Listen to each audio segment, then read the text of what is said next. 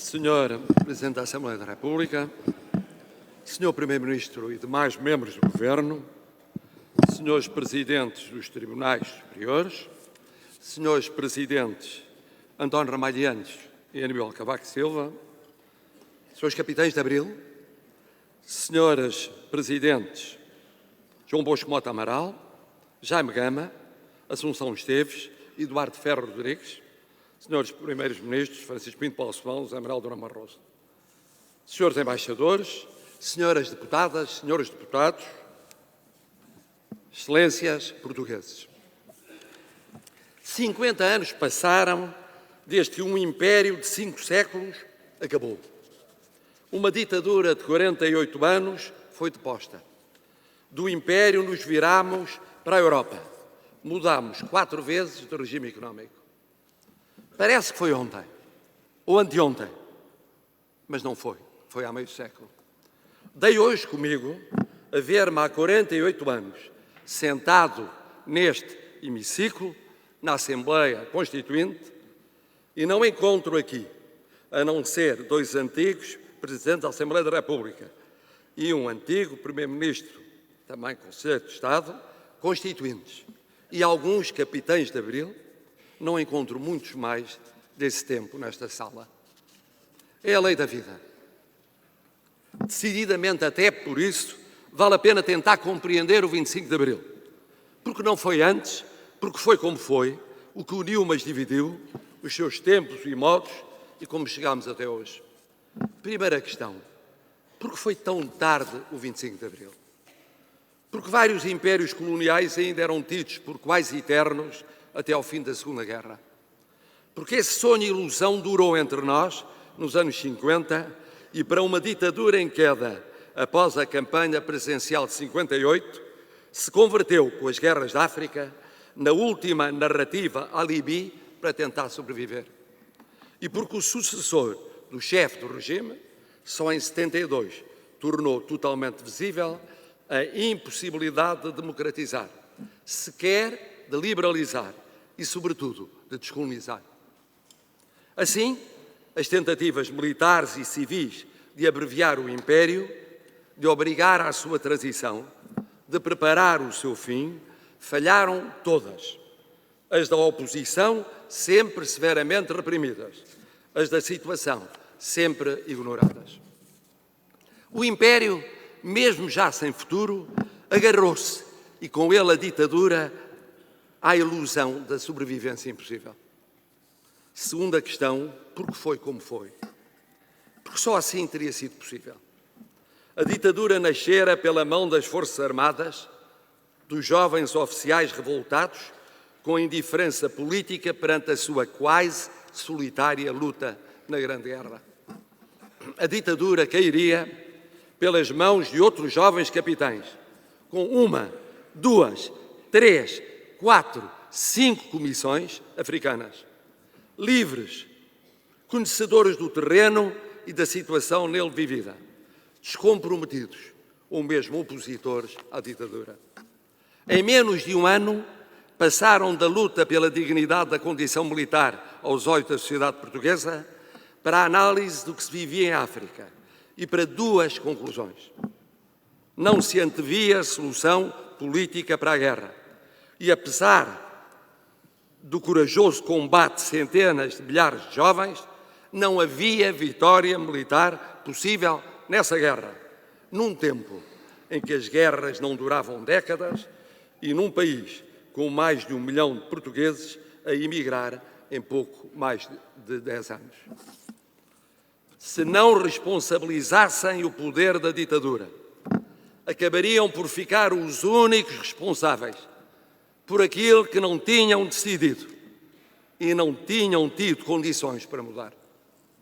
Em menos de um ano, aqueles jovens militares organizaram-se, prepararam-se, concluíram que a ditadura devia cair e que deveriam ser eles a derrubá-la.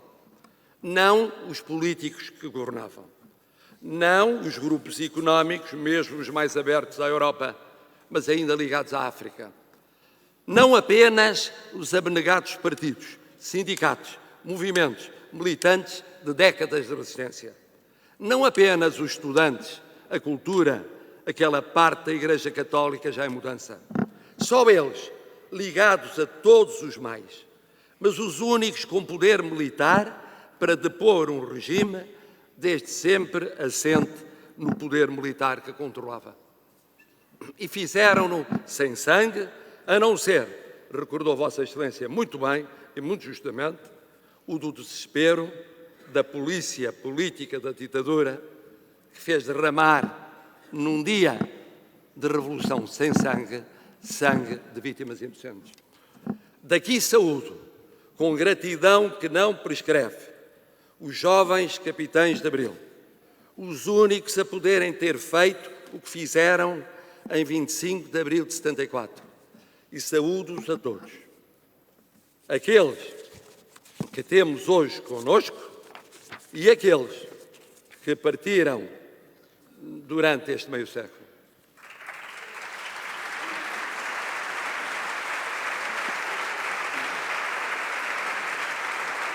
Terceira questão, por que foi tão agitado o pós-25 de abril? O chamado processo revolucionário de cerca de 2 anos. Porque o movimento militar se converteu pela presença massiva do povo em revolução. Porque dentro de qualquer revolução não há uma, há inúmeras revoluções, com projetos diferentes e líderes diversos, militares e civis, já que aos partidos vindos da clandestinidade se juntaram outros, entretanto formados. E como em todas as revoluções, e como em todas as constituintes e constituições, há quem ganhe e há quem perca. E isso mudou ao longo da Revolução.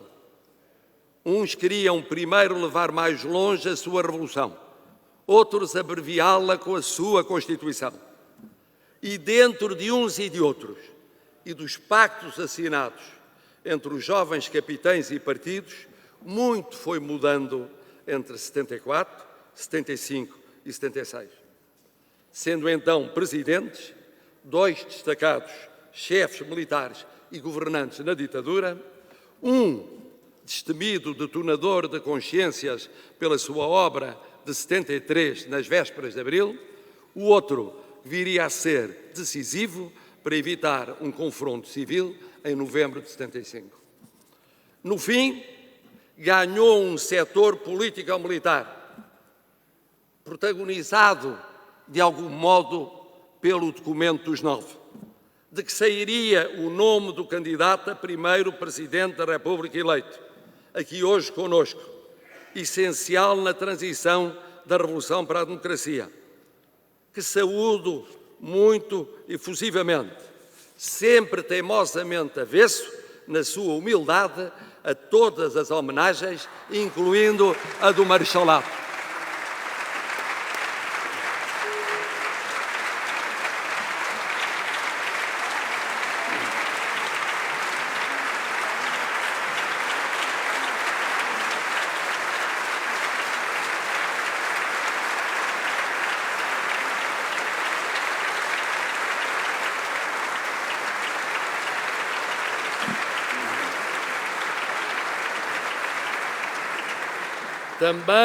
Também ganhou um partido que liderou por várias vezes uma frente ampla na Revolução e arbitrou, fui disso testemunha, os dificílimos compromissos na Constituinte. Um partido liderado por um homem que acabou por ser, de facto, o imediato vencedor civil da Revolução. Já não está entre nós, mas este ano celebra-se o centenário do seu nascimento e é justo evocá-lo, até por ter somado um percurso singular na Revolução e na democracia a uma longa luta contra a ditadura.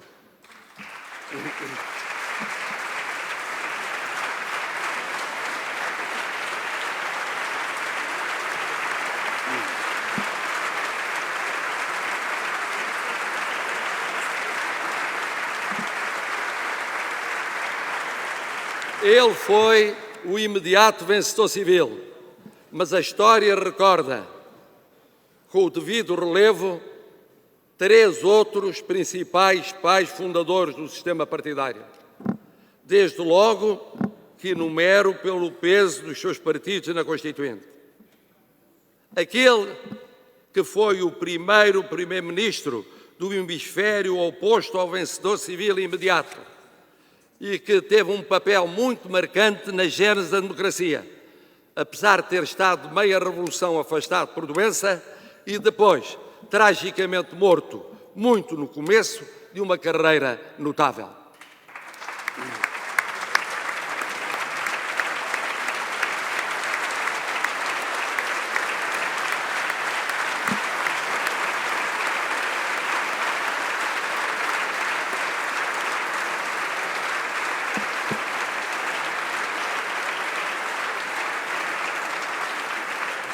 O segundo, seguindo a ordem do peso na Constituinte, o mais antigo e mais persistente lutador contra o salazarismo, com mais provas de resistência na prisão, na clandestinidade e no exílio.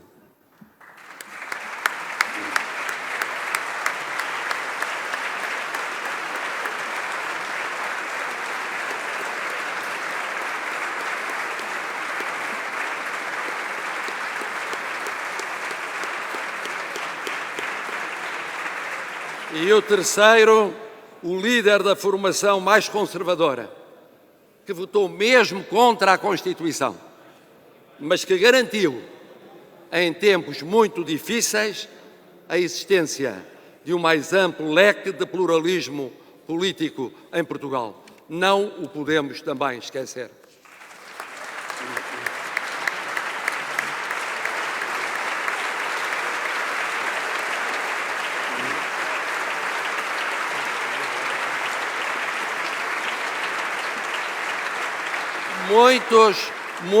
Muitos outros, como eles, batalharam e tantas vezes venceram. E outros batalharam e perderam. Pouco ou muito. E alguns se desiludiram.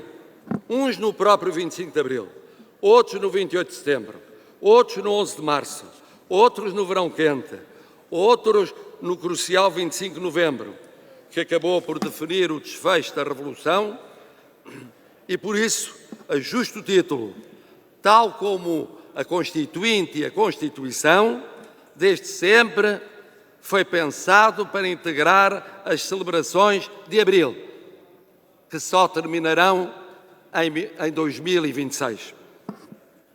Outros ao longo dos últimos 50 anos. É assim a história. Faz-se e refaz-se de altos e baixos, a miúdo mais de baixos do que de altos. Quarta questão, e esses altos e baixos terão comparação com qualquer outro movimento político, militar, social na nossa história contemporânea, na história dos nossos parceiros europeus mais antigos ou dos nossos parceiros europeus mais recentes? Não tem comparação.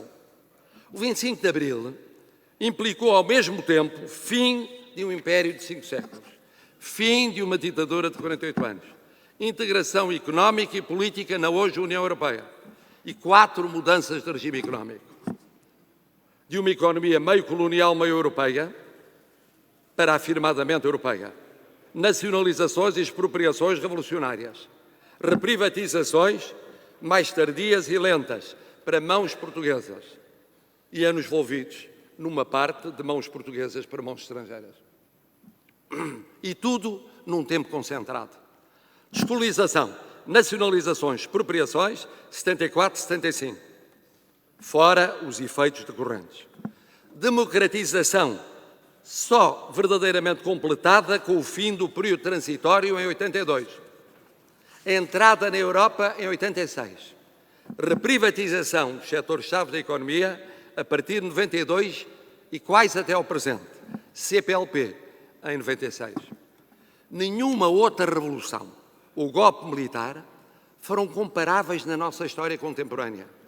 1820, 1910, 1926. Nenhum outro império europeu moderno enfrentou todos estes desafios ao mesmo tempo em menos de 30 ou 40 anos. O espanhol findara no século XIX. O britânico ou francês no termo da Segunda Guerra. E estes dois já eram democracias consolidadas e integradas na Europa. nenhum dos nossos parceiros de leste tivera impérios extra-europeus, nem vivera descolonização, com democratização, com integração europeia e 4 mudanças de regime económico como nós. Por isso é injusto comparar o incomparável, esquecer os custos globais daquilo que vivemos e até os custos da revolução, que só existiu porque a ditadura não soube ou não quis fazer uma transição, ao contrário da vizinha Espanha. Quinta questão. E como foi, com esses custos, com tão complicados prazos, o só ser democracia plena 8 anos depois de 74, só ser integração na Europa 12 anos depois, só ter economia como europeia 18 anos depois, só constituir a CPLP 22 anos depois? Como foi? Sabemos. 3 ciclos se sucederam muito diversos. O ciclo da estabilização do regime político de 76 a 86, nascido à esquerda, terminado à direita. O ciclo da estabilização do regime económico de 86 a 96, à direita. O ciclo dos novos desafios externos e internos, de 96 até hoje, esmagadoramente à esquerda, com 2 janelas à direita. Primeiro ciclo da estabilização do regime político, com 2 protagonistas cimeiros. O presidente saído dos vitoriosos militares, que pilotou a transição da Revolução para a democracia, e o primeiro-ministro saído dos vencedores civis da Revolução, que lhe sucederia em Belém em 1986. Entre governos partidários, governos presidenciais, cumprimento escrupuloso pelos militares da promessa de regressar aos quartéis em 82, abertura do acesso ao poder executivo do hemisfério de direita. Foram 10 anos agitados, de executivos breves, de indefinição do modelo económico, culminando na adesão às comunidades europeias em 86, assim acabando por escolher o modelo económico para o futuro. Segundo ciclo, o da estabilização do regime económico, também com 2 protagonistas cimeiros. O Presidente da República, primeiro Presidente civil, como fora o primeiro Primeiro-Ministro em democracia, e o mais duradouro, o Primeiro-Ministro em democracia. Ciclo este que beneficiou da adesão europeia e dos seus fundos e da permanência do mesmo partido no governo desde 79 até 96, embora com 2 anos partilhados de primeiro. Ciclo que reforçou a estabilidade governativa, introduziu o equilíbrio financeiro e, no quadro do regime económico, lançou as privatizações. O Primeiro-Ministro viria mais tarde a ser o 4º Presidente da República e o primeiro do hemisfério de direita.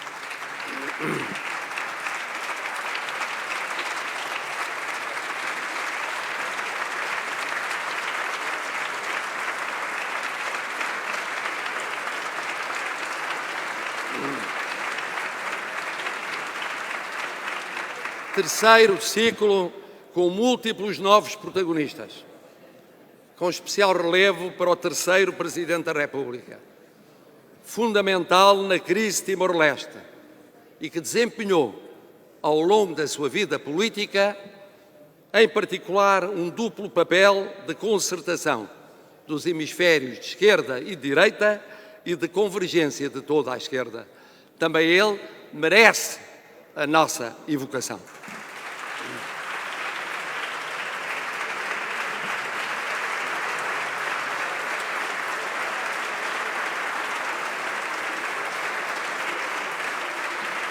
E depois, inúmeros primeiros ministros, de que cito apenas 2 pelos cargos internacionais: o futuro secretário-geral das Nações Unidas e o já passado Presidente da Comissão Europeia.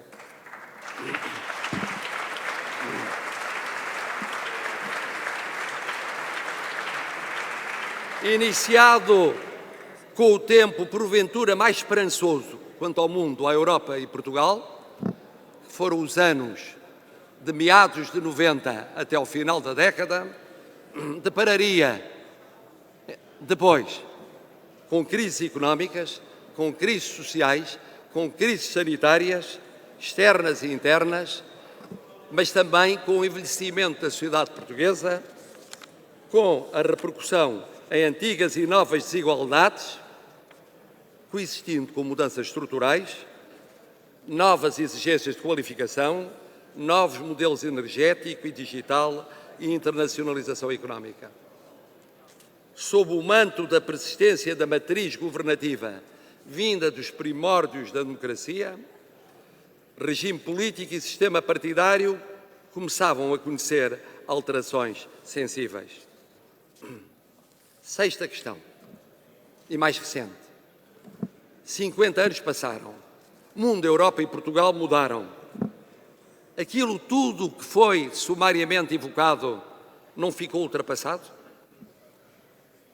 Os mais novos desconhecem parte destes 50 anos. Muitos dos menos novos dele têm recordações distantes.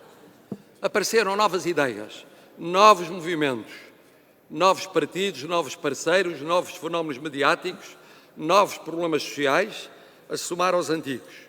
Desafios externos a agravar os do foro doméstico.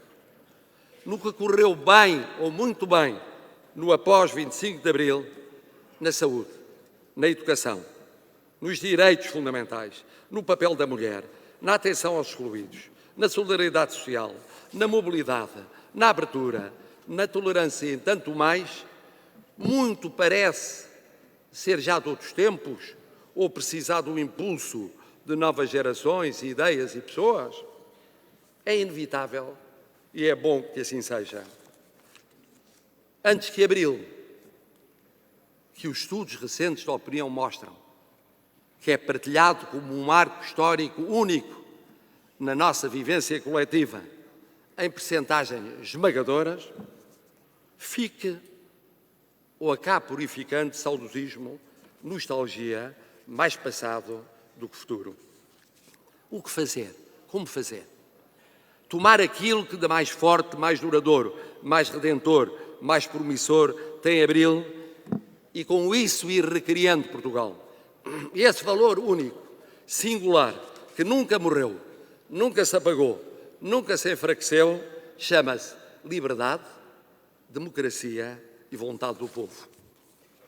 Então, reconheçamos essa força vital da democracia e tenhamos a humildade e a inteligência de preferir sempre a democracia, mesmo imperfeita, à ditadura.